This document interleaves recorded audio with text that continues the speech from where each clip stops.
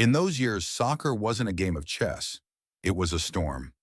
Stands shook, cleats dug into wet grass, and a single wrong signal from the sidelines could turn everything upside down. Coaches weren't companions.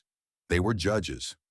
One look, one word, one command was enough to freeze a star, isolate them, throw them off their rhythm. Some careers exploded under this pressure. Others shattered silently, game after game, minute after minute. These are seven exceptional talents who didn't fail due to a lack of quality, but because of the toughest authority in soccer. And now, let's begin with the first name. Top 1, Iker Casillas. For over a decade, he was Real Madrid's goal itself. Over 700 competitive matches, captain's armband, 3 Champions League titles, World Cup winner, 2-time European champion. Numbers that sound untouchable. His saves weren't reactions. They were anticipations. Even before the ball was properly in motion, his body had already made its decision. A quick push-off, a lightning-fast arm, the stadium exploded. But then the power dynamic shifted. A new coach, a new hierarchy, a controlled locker room. Suddenly, it wasn't about conceding goals anymore, but about authority. Training sequences were dissected, positioning questioned, every action reevaluated. Casillas wasn't playing worse. He just didn't fit the mold anymore. Match days passed, his spot remained empty, while the Bernabeu roared and simultaneously fell silent. Today, you see him at ceremonies in a suit, calm, respected, but far from the center of action. Some careers don't end with a mistake. Some end the moment a coach decides that even instinct no longer has a place. Top 2, Mesut Ozil. He was the architect between the lines, world champion, assist king, playmaker with a left foot that opened spaces before they became visible. At Real Madrid and later in London, he dictated the tempo without running, made defenses collapse with a single touch. But then two visions of soccer clashed. A coach who demanded intensity and obedience. A player who controlled the game through perception and timing. Statistics showed chances, passes, prepared goals, but they didn't tell the story being written on the sidelines. Training performances were elevated as the standard. Running data dissected, body language interpreted. Games came and went, his name disappeared from the squad, even though the game demanded exactly what he mastered.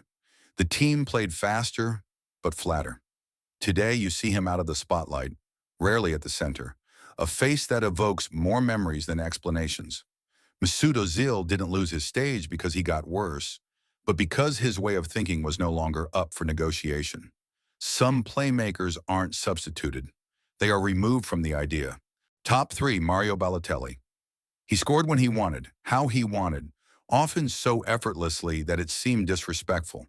Titles in England, Italy, Germany, goals on the biggest stages, a physique that threw defenders back as if they weren't in the same weight class.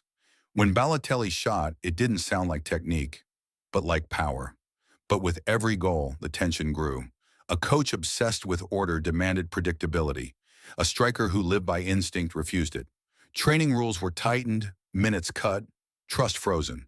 A missed run suddenly weighed heavier than a one game. Cameras searched for his face on the bench, while the game demanded precisely the unpredictability that had been taken from him. Transfers followed, systems changed, but the rift remained.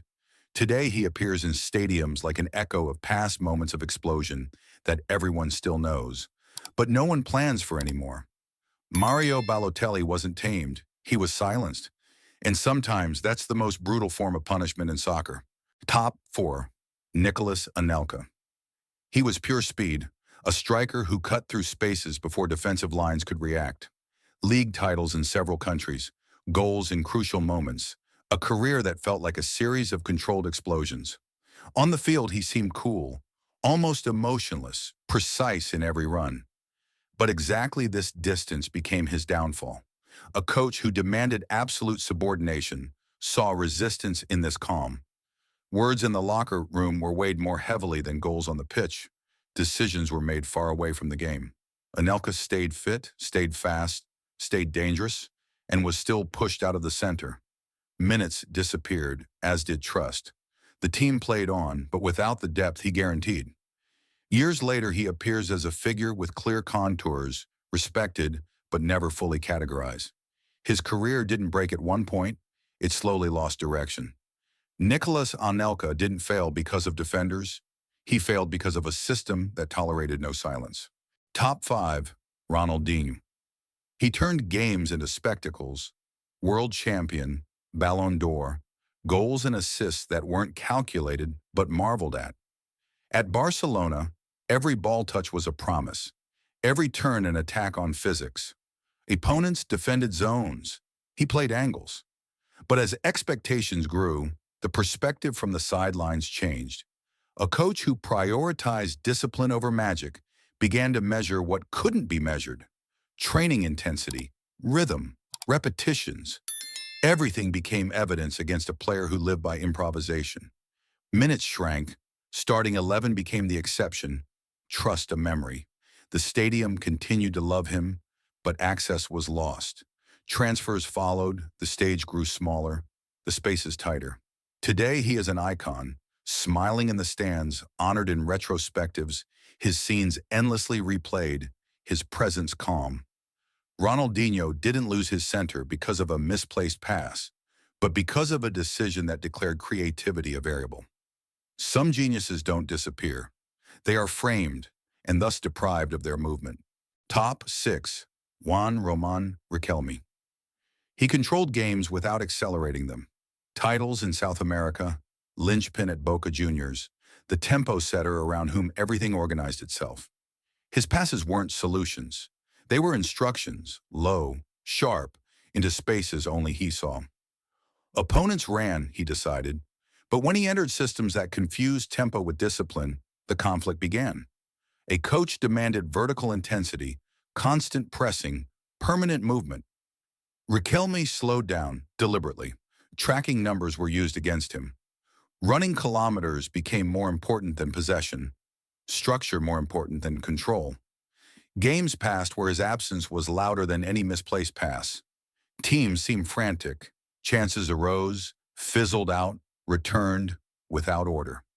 Today he is present in images and voices, as president, as a figure with composure, sitting, calm, hands folded, gaze still sharp. Juan Roman Riquelme didn't lose a duel. He lost an argument about how soccer should be managed. Some games aren't won on the field, but lost on the sidelines. Top 7, Dele Alli. He came like a bolt from the blue.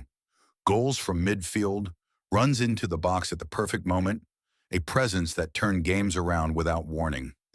In his best years, he was the symbol of a new generation. Quick-minded, decisive in finishing, fearless in the space between defense and midfield. But then the external perspective changed. A change of coach, new demands, new roles. Freedom turned into control. Running routes were dictated, positions fixed, decisions commanded from the sidelines. The game slowed down for him, not on the pitch, but in his head. Minutes disappeared, as did trust. Every appearance felt like a test, every substitution like a judgment. Today, his name is more a question than an answer, a talent still recognized, but no longer categorized. Dele Alli didn't lose his abilities. He lost the space where they were allowed to exist. Some careers don't break loudly. They fall silent because no one listens anymore. The credits roll quietly.